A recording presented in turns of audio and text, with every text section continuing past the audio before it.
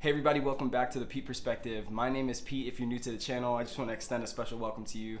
In this channel, we just kind of talk about rebrands, really small rebrands, large, big corporate rebrands, and everything in between.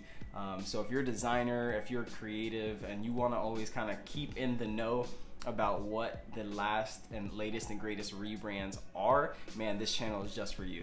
So feel free to hit this like button, subscribe to the channel, of course hit the notification bell if you want to be notified when I upload more videos in the future. But today I'm really excited. We're going to be talking about a rebrand that's sort of near and dear to my heart, just because we play the music here at least maybe daily. Now seated alone in glory and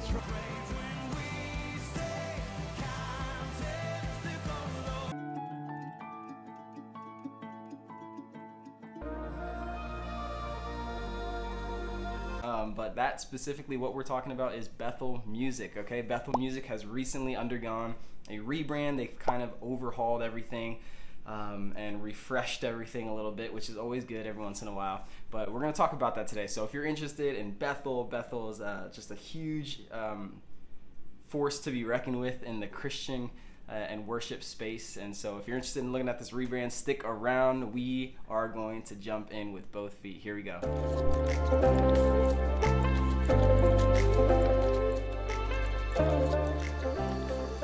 Like I said, it's near and dear to my heart. I love Bethel. I mean, they're constantly being played in our house, whether it's Revivals in the Air, you know, that's their most recent album, to so many albums, right? And really what Bethel is a music label. It's a music collective of people who is kind of overseen by Brian and Jen Johnson. So there's artists, they just kind of sign artists like any other label would from all over the country and operate that way.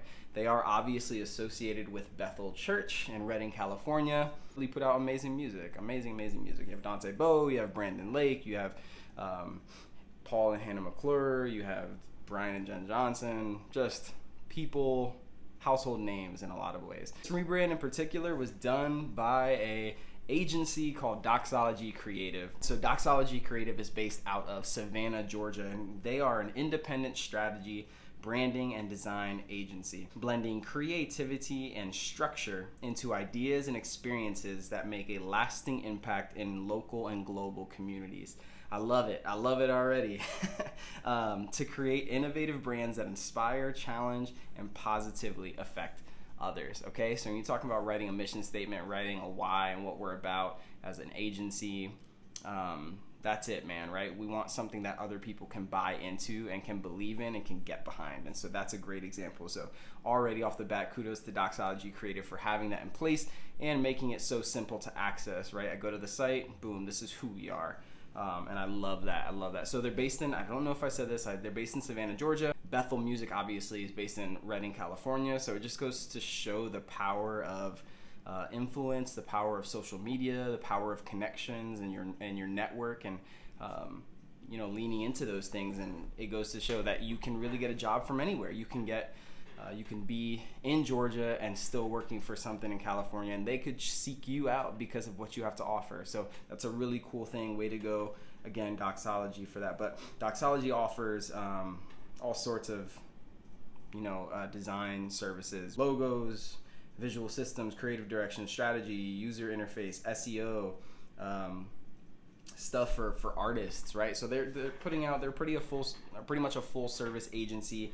And some of their clients and collaborators are Elevation Church, right? We've all heard of Elevation Church, Bethel Music, Life Point, Destiny Christian Church, Worship You, which is also associated with Bethel, if I'm not mistaken. But these are great clients and really cool, really great opportunities.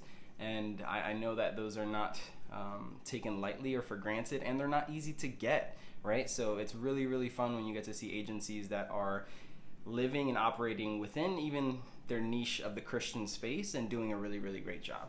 So I love it. Jumping into the brand, I mean, we can look, the Bethel brand kind of has always had the buck, right? And this particular buck was always kind of, you know, I envisioned it almost as if it was looking around the corner or something. Like its head was always sort of tilted, and like if you envision a buck, literally like a deer, with these big antlers, like coming around a corner and just peeking his head around the corner slightly, looking towards the left or right or whatever.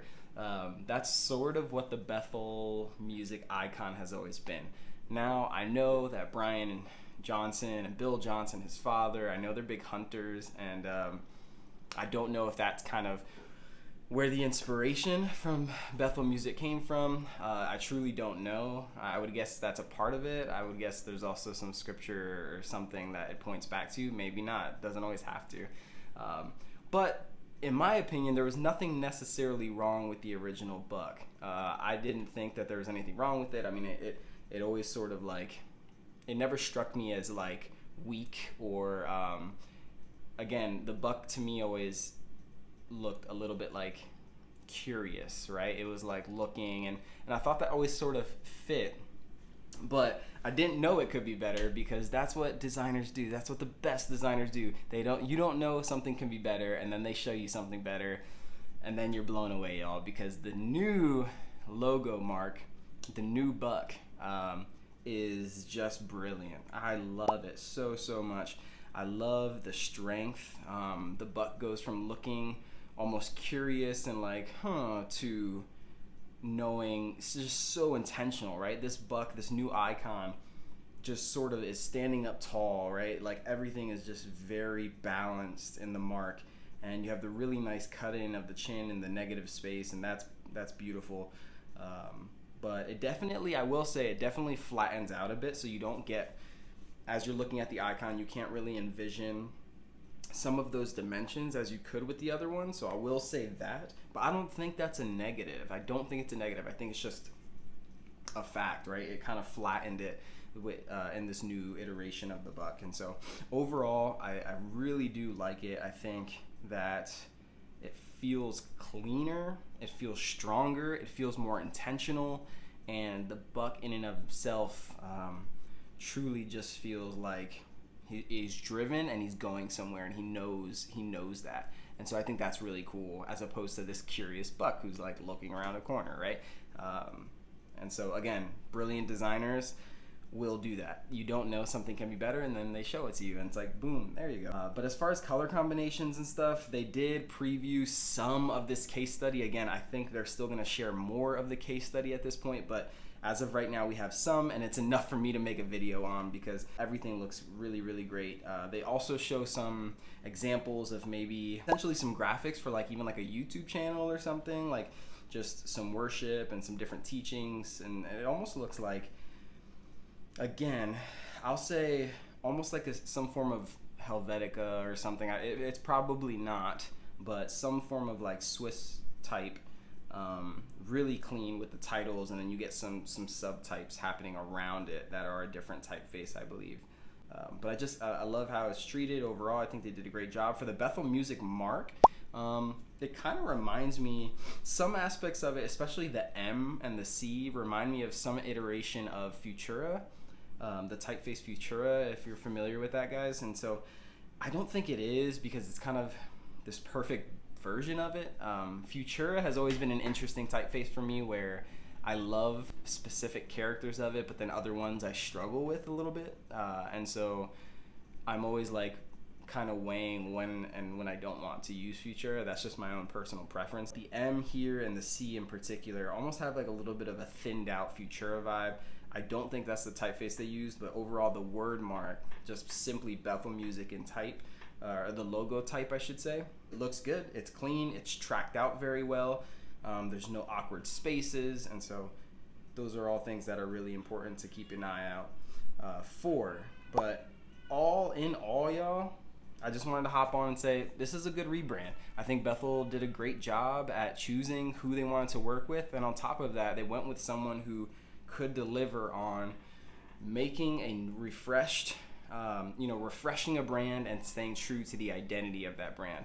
Again, I said this in my last video, but it's really hard to do when you have such an identity and such a core and foundation, and then you need to sort of keep those elements but change it enough that everything feels like it's gotten a breath of fresh air. It's not an easy task for the designer, and so kudos to Doxology Creative. Way to go, y'all crushed it. Comment down below, let me know what other rebrands you've seen lately or what you think of the new Bethel rebrand. If you're familiar with them, check them out, bethelmusic.com, and also check out Doxology Creative at doxologycreative.com, and you can find them on Instagram as well. Anyways, y'all, it was great chilling with you for a little bit. Remember that your perspective matters, my perspective matters, and sometimes you just need a fresh perspective. I'll catch you guys in the next video. Peace.